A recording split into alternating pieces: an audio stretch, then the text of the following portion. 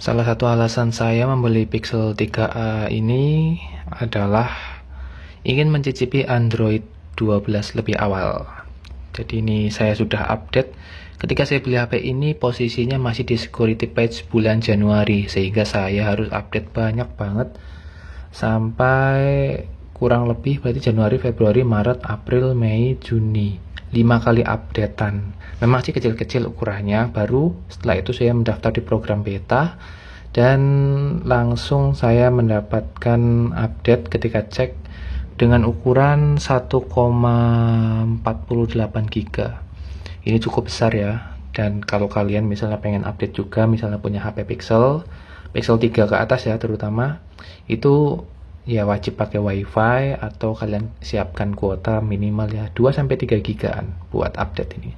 Ini saya akan langsung update aja, jadi saya langsung download, continue. Ya, saya penasaran banget dengan Android 12 ini, sehingga ya kayaknya menarik. Perubahannya itu sangat signifikan dibandingkan dari Android 10 ke Android 11. Itu perubahannya nggak terlalu terasa ya, banyak juga yang bilang begitu.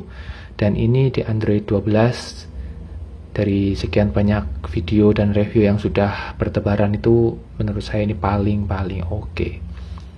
Oke teman-teman, nanti akan saya lanjutkan ketika update-nya sudah selesai dan saya kasih first impresinya. Oke, ternyata banyak yang tanya juga dan ingin tahu gimana cara mengikuti program beta supaya Pixel 3-nya itu bisa dapat Android 12. Karena ternyata kalau HP kita itu biasa aja, maksudnya dalam kondisi normal, itu nggak bisa untuk update ke Android 12. Jadi kalian ketik aja nih, how to update Pixel 3a to Android 12. Contohnya gini ya, kalian sesuaikan nanti. Lalu kalian cek di sini, developer. Nah, di sini nanti akan dijelaskan beberapa langkah. Nah, ini kalian coba nanti klik enroll in Android beta for Pixel. Nanti ikutin aja karena di sini akan HP-nya itu akan otomatis dimasukkan ke program beta. Jadi kalian klik aja kayak gini. Terus nanti masuk.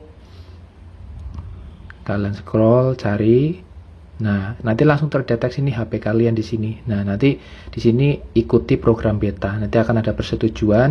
Nah, kalian klik aja. Kalau udah berhasil untuk masuk ke program beta, nanti akan seperti ini, tanda centang ini ya. Lalu kalian cek update di sistem pengaturan. Oke, setelah install ya, nggak lama sih tadi download 1,4 GB sampai proses install dan siap dipakai itu nggak begitu lama, kurang lebih prosesnya tidak nyampe 10 menit ya, cukup cepat lah. Yang penting jaringannya yang buat download itu cepat.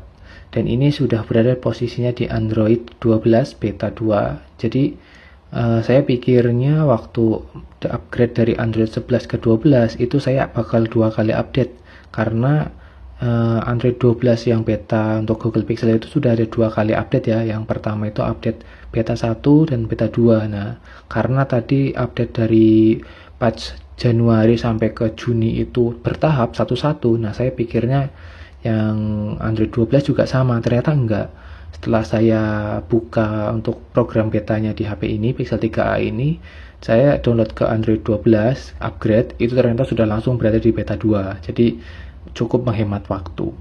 Dan untuk impresi pertama saya menggunakan Android 12 ini cukup oke ya, terutama dari tampilan. Mungkin teman-teman sudah banyak yang tahu.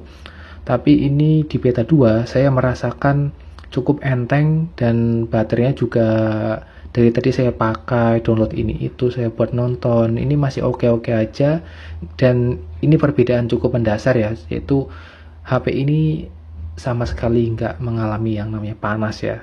Ini beda banget dengan Pixel 3 yang biasanya tuh saya pakai cuma buat scroll Instagram, buka setting kayak gini. Di Pixel 3 tuh udah anget.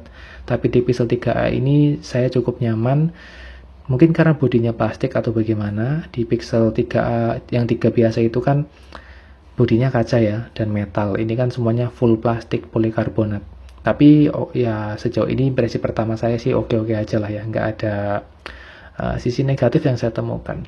Nah, untuk Android 12-nya ini saya berada di build nih, ini buildnya nih SPB2.2 10513.011 ini ya. Jadi ini beta 2, sehingga dari beberapa yang sudah install sih ini cukup oke. Cukup menangani bug yang ada di beta 1, karena di beta 1 itu katanya nggak enak banget ya, tapi di sini cukup oke sih. Saya pakai kameranya ya oke, terus scroll lagi gini oke, performanya juga mantep banget. Terus untuk keycamnya bagaimana? Ya keycamnya itu saya dapat update tadi ya, waktu di Android 11 saya sudah update. Cuma ada penambahan di ini sih, zoom 1 kali dan 2 kali untuk baik foto maupun video ya. Jadi untuk performa keycamnya menurut saya sama aja, baik di Android 11 maupun Android 12.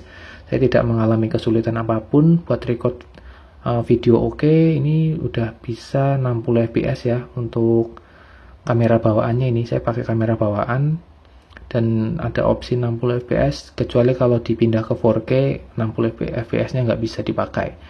Dan untuk mode malamnya juga berjalan dengan baik. Nih saya sudah foto-foto tadi ya, jadi ini foto-fotonya untuk mode malam oke, gambarnya juga jernih. Terus untuk foto langit gelap itu kalau mode astrofotografinya diaktifin itu harus pakai tripod supaya hasilnya maksimal, tapi it's okay lah, cukup mengesankan. Nah fiturnya, fitur apa aja ya yang ada di Android 12 ini? Jelas yang pertama adalah ini ya, panel notifikasi ini cukup fresh baru. Jadi ini mungkin terinspirasi dari iOS ataupun dari MIUI juga ya, karena ini mirip-mirip sih menurut saya. Di sini tidak banyak yang bisa saya ceritakan ya, hanya ini penambahan di sisi jaringan antara internet dan wifi itu digabungkan jadi satu, sehingga ini mempermudah ya. Jadi yang namanya internet itu kan bisa connect pakai wifi maupun seluler. Nah di sini digabungkan. Jadi ini menurut saya cukup mempermudah. Dan ini oke, bagus. Jadi simple. Terus ini ada tambahan lagi ya, di beta 2 ini ada fitur, misalnya kita lagi buka Instagram kayak gini. Kalau kita mau buka panel notifikasi kan harus ke sini ya.